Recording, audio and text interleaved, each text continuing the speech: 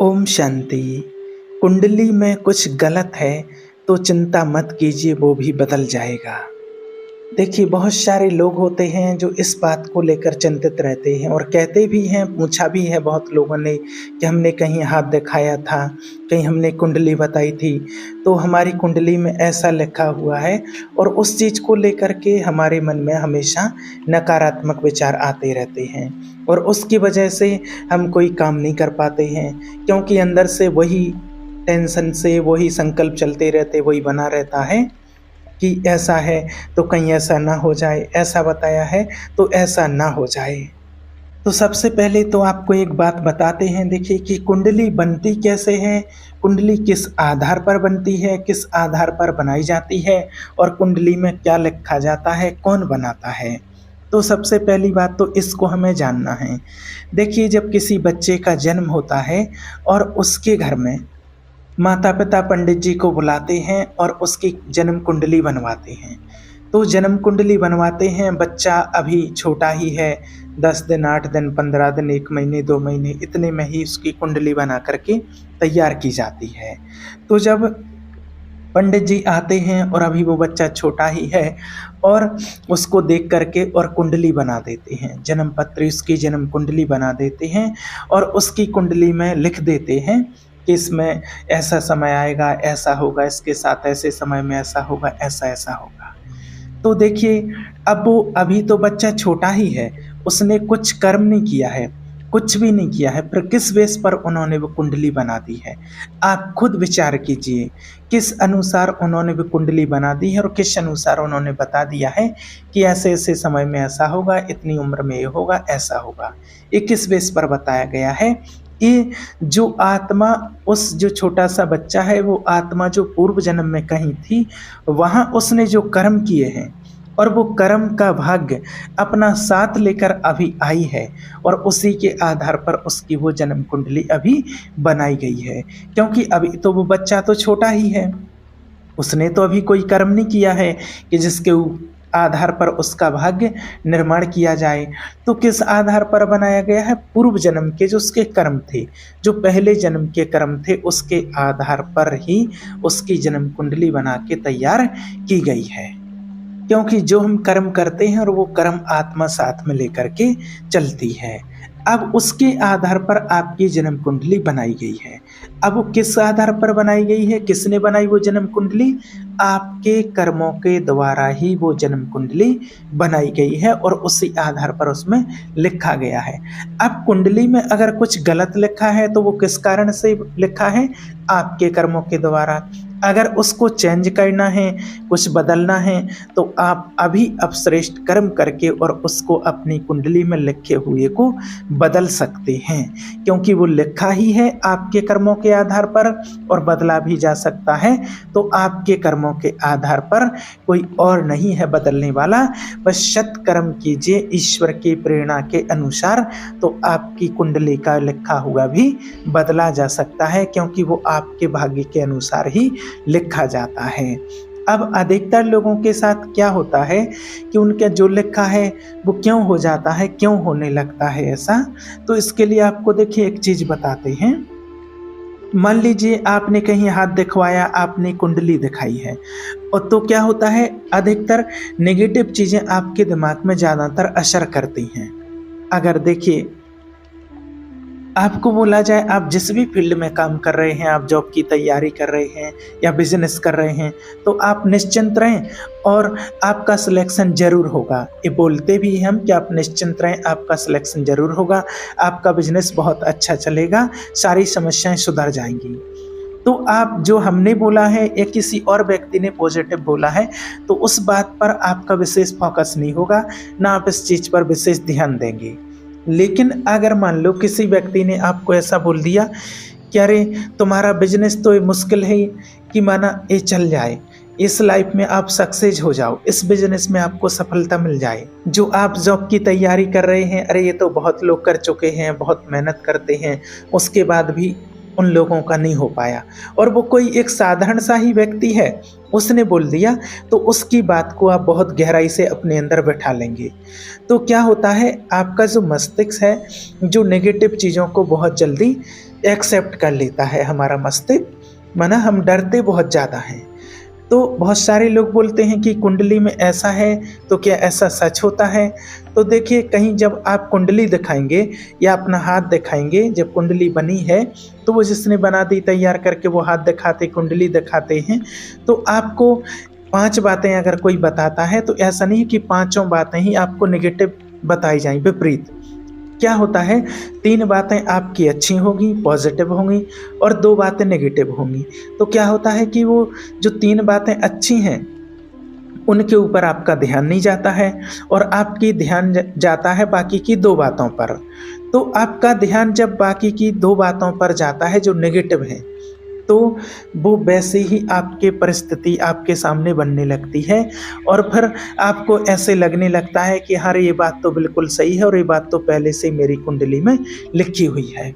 आपने देखा होगा कि जिस चीज़ पर हम ध्यान देते हैं वो चीज़ बढ़ती है, और जहाँ से ध्यान हटाते हैं वो चीज़ धीरे धीरे खत्म होती जाती है। आप अगर किसी रिश्ते पर ध्यान देंगे तो वो रिश्ता बढ़ेगा, और अगर आप उससे ध्यान हटा देंगे तो वो रिश्ता धीरे धीरे खत्म हो जाएगा। पैसे पर ध्यान देंगे तो पैसा बढ़ेगा, पैसे की तरफ ध्यान नहीं देंगे तो पैसे की आप इंसल्ट करेंगे, वैल्यू नहीं करेंगे, सिर्फ पैसे वाले लोगों के बारे में गलत सोचेंगे, पैसे के बारे में गलत सोचेंगे, तो आपके पास पैसा नहीं आएगा। तो आपने अगर कहीं ऐसा पढ़ लिया है कि कहीं कुंडली में ऐसा लिखा है, हाथ दिखाया है उसमें ऐसा लिखा है, तो क्या उसको बदला जा सकता है? क्योंकि हमारी तो पॉजिटिविटी आ नहीं रही है। आप जो बोलते हैं, ऐसे बहुत सारे लोग बोलते हैं कि हम पॉजिटिविटी ला नहीं पा रहे हैं, हमारे दिमाग में तो वही आ रहा है। तो देखिए, बिल्कुल उस चीज़ को बदला जा सकता है, और बदल भी सकते हैं। और इस संसार की रचना करने वाला कौन है? ईश्वर। और कहते हैं कि उनकी कृपा होगी, माना उनकी कृपा, यानी कि वो ऐसी कृपा करेंगे, वो हमें श्रेष्ठ मत देंगे, श्रेष्ठ कर्म करने की, क्योंकि कर्मों के आधार पर ही आपकी कुंडली में लिखा गया है, और अभी वो आपको श्रेष्ठ मत मिलेगी परमात्मा से। तो आपका जो लिखा हुआ है वो भी अच्छे कर्म करेंगे तो बदला जा सकता है।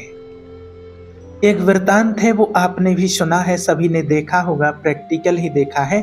जब कौरव पांडवों का युद्ध शुरू होने वाला था तो श्री कृष्ण भगवान जी गए थे पांडवों का संदेशवाहक बन के, शांति दूत बन के कौरवों के पास संधि का समझौता लेकर के गए थे। आपने वो सब कुछ सुना भी होगा, देखा है कि जब श्री कृष्ण जी वहाँ पहुँचे तो उन्होंने कौरवों से ये कहा कि 2 न्याय अगर तो आधा दो, अगर आपको न्याय देना है तो पांडव और कौरव जो थे दोनों का आधा आधा हिस्सा दे दो। तो 2 न्याय अगर तो आधा दो, और अगर इसमें भी आपको बाधा हो, अगर इसमें भी आपको परेशानी लग रही हो कि हमें नहीं देना है, तो दे दो केवल 5 ग्राम। तो ऐसा करो कि अगर इसमें दिक्कत लग रही तो आप हमें 5 गांव दे दो, 5 जगह दे दो, और पांडव उसी में रहेंगे, उसी में कमाएंगे खाएंगे। और रखो अपनी धरती तमाम, बाकी सब अपने पास रखो, और वो 5 गांव में ही रह लेंगे, कर लेंगे अपना, और उनको कुछ नहीं चाहिए। तो दे दो केवल 5 ग्राम, रखो अपनी धरती तमाम। तो दे दो केवल 5 ग्राम, रखो अपनी धरती तमाम, हम वहीं खुशी से खाएंगे परिजन, लेकिन कभी असी न उठाएंगे। लेकिन दुर्योधन को, जो मामा शकुनी था फांसी फेंकने वाला, तो उसने मना कर दिया कि नहीं देना है, कि 5 ग्राम भी नहीं देना, 5 गांव भी इनको नहीं देना है।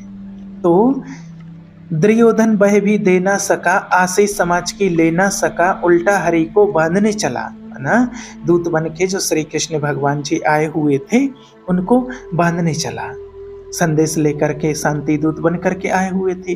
तो उन्होंने कहा कि इनको बंदी बना लो, तो उल्टा हरि को बांधने चला, जो था असहाय साधने चला। तो देखिए, जब नाश मनुष्य पर छाता है तो पहले विवेक मर जाता है। जब नाश मनुष्य पर छाता है तो पहले विवेक मर जाता है। तो दुर्योधन जो था वो सभी ने देखा है, वो श्री कृष्ण जी को बांधने आया था, और उन्होंने फिर अपना विकराल रूप दिखाया, विराट रूप, एक चमक दिखाई थी अपनी कि देखो मैं हूँ क्या। तो श्री कृष्ण भगवान जी कहते हैं कि तू मुझे बांधने आया है, जंजीर क्या बड़ी लाया है। कितनी बड़ी जंजीर है, मेरा मेरा विशाल रूप जो देख, इतनी बड़ी जंजीर है क्या तेरे पास। तो उस समय पर क्या हुआ, तो उन्होंने मना कर दिया दुर्योधन ने कि नहीं देंगे, कुछ भी नहीं देंगे, और वो श्री कृष्ण जी वहां से चले गए। तो अब बात आई कि अब युद्ध ही करना पड़ेगा, क्योंकि संधि का समझौता लेकर के आए थे और उन्होंने नहीं माना। तो इधर में जो धृतराष्ट्र थे दुर्योधन के पिता, तो उन्होंने एक ज्योतिषी को बुलाया और ज्योतिषी से ये पूछा कि आप ये देखो। तो ज्योतिषी से कहा कि देखना इसके भाग्य में क्या है, क्या लिखा है। तो ज्योतिषी ने कहा कि इसके भाग्य में राजयोग है, मतलब ये राजा बनेगा। तो क्या करें, युद्ध चालू करवा दें। तो बोले हाँ बिल्कुल करवा दो, जीत आपकी ही है, निश्चित आपकी है, क्योंकि इसके भाग्य में राजयोग है। तो युद्ध स्टार्ट हुआ, कुछ समय तक युद्ध चला। तब धृतराष्ट्र, उनकी आंखें तो थी नहीं, सबको पता है। तो संजय से वो पूछते थे कि भाई युद्ध भूमि में क्या हो रहा है। भगवत गीता जो शुरू होती है, जहाँ कुरुक्षेत्र में युद्ध चल रहा है। धृतराष्ट्र कहते हैं कि देखो संजय क्या हो रहा है। तो धृतराष्ट्र से संजय कहते हैं कि महाराज अपनी तो हार हो रही है। तो ज्योतिषी को फिर बुलवाया और कहा कि आप तो बोल रहे थे कि जीत जाएंगे, यहाँ तो हार हो रही है। तो ज्योतिषी ने कहा कि अभी रुको, थोड़े दिन हुए हैं, अभी देखते जाओ। थोड़ा और समय निकला, देखा कि पराजय तो स्वीकार हो रही है और कौरवों की सेना मारी जा रही है, बहुत सारे धृतराष्ट्र के पुत्र मारे जा चुके हैं। ऐसा माना उन्होंने देखने में आया, उन्होंने देखा। तो फिर कुछ समय के बाद फिर ज्योतिषी को बुलवाया और उन्होंने कहा कि आप तो बोल रहे थे इसके भाग्य में राजयोग है और यहाँ तो मेरे कई सारे पुत्र मारे गए, ऐसा क्यों। तो ज्योतिषी ने कहा कि युद्ध क्षेत्र में ऐसा कोई है कि जो नक्षत्र तारे ग्रह सब कुछ बदले जा रहे हैं, ऐसा कुछ है। तो कोई तो वहां पर ऐसा है। तो जो संजय था कि वहां पर श्री कृष्ण जी हैं। तो जब आप उनके भरोसे होते हैं, भगवान के भरोसे होते हैं कि आपको लगता है कि मेरी ये चीज गलत हो गई, तो श्री कृष्ण जी साथ में, यानी कि धर्म उनके साथ में था, धर्म के साथ कर्म वो श्रेष्ठ कर रहे थे, वो सत्य के मार्ग पर चल रहे थे, इसलिए उनका धर्म साथ दे रहा था। और जो सत्य के मार्ग पर चलता है तो भगवान उसका साथ देता है, भगवान उनके साथ में रहते हैं। और जिसके साथ में भगवान है तो वो सही मार्ग पर चलेगा। तो यानी कि अगर कुछ गलत भी लिखा होगा तो भी सही मार्ग पर चलने से वो भी बदल जाएगा। जब आप सत्य मार्ग पर चलते हैं, भगवान की श्रीमत के अनुसार चलते हैं, उनको सब कुछ अर्पण कर देते हैं कि तन मन धन सब कुछ, जब उसके अनुसार कि अब जैसे चाहो आप चलाओ प्रभु, आप जैसा कहोगे वैसा चलेंगे। तो जब हम ऐसा कर देते हैं तो हमारा सब कुछ लिखा हुआ भी बदल जाता है। अब होता क्या है कि हमको भरोसा कम होता है, और जब भरोसा कम होता है तो कहीं ना कहीं काम नहीं बनते हैं। तो इसलिए अगर आपको कभी किसी चीज़ के बारे में ऐसा डर है, ऐसा लगता है, कोई समस्या है, अगर आपको ऐसा लगता है तो आप सब कुछ पूरी निष्ठा के साथ ईश्वर के ऊपर विश्वास करके उनके ऊपर विश्वास करो और छोड़ दो कि आप संभालो। तो निश्चित आपकी वो समस्या का समाधान हो जाएगा। लेकिन डाउट मत रखना और श्रेष्ठ कर्म करना। ऐसा नहीं सोचना कि होगा या नहीं होगा। अगर आपके श्रेष्ठ कर्म हैं तो आपका वो जरूर होगा, सफलता जरूर मिलेगी। और अगर डाउट आप रखेंगे तो कहीं ना कहीं आपको लगेगा कि वो चीज़ आपकी नहीं हो रही है। कई बार लोग होते हैं ना कि यहाँ से काम नहीं हुआ वहाँ चले गए, इस मंदिर से काम नहीं हुआ उस मंदिर में चले गए, दूसरी जगह चले गए। तो ऐसा थोड़ी फटाफट ही होता है लेकिन समय लगता है। ऊपर वाला भी देखता है कि मेरे ऊपर इसको कितना विश्वास है, इसलिए विश्वास रखें, ऊपर वाला सब ठीक कर देता है। श्रेष्ठ कर्म करते रहें। तो आपने अगर कहीं ऐसा सुन लिया हो, कई बार लोग ऐसा सुन लेते हैं गलत लिखा है, कुंडली में लिखा है, तो आप अपना श्रेष्ठ कर्म कीजिए, उसके ऊपर छोड़ दो और आपको लगेगा कि धीरे धीरे आपकी सारी समस्याएं ठीक होने लगेंगी। लेकिन याद रहे, शंका नहीं करनी है, केवल और केवल आपको विश्वास करना है। आपका कांटेक्ट डायरेक्ट ईश्वर से होना चाहिए और आपके जीवन में सब कुछ अच्छा ही अच्छा होगा। और भगवान ने कहा ही है कि हमें भिखारी बनकर किसी इंसान से नहीं मांगना है। जैसे कई बार देखा गया है मंदिर के बाहर भिखारी बैठे रहते हैं तो वो इंसानों से मांगते हैं, वो भगवान से नहीं मांगते हैं। तो हमें डायरेक्ट भगवान से मांगना है, हमें इंसानों से नहीं मांगना है। तो इसलिए आप भगवान पर विश्वास रखिए और आपके साथ सब कुछ बढ़िया होगा। श्रेष्ठ कर्म कीजिए, परमात्मा की श्रीमत अनुसार चलिए, भगवान को याद कीजिए, आपके जीवन में सब कुछ अच्छा होगा। ओम शांति।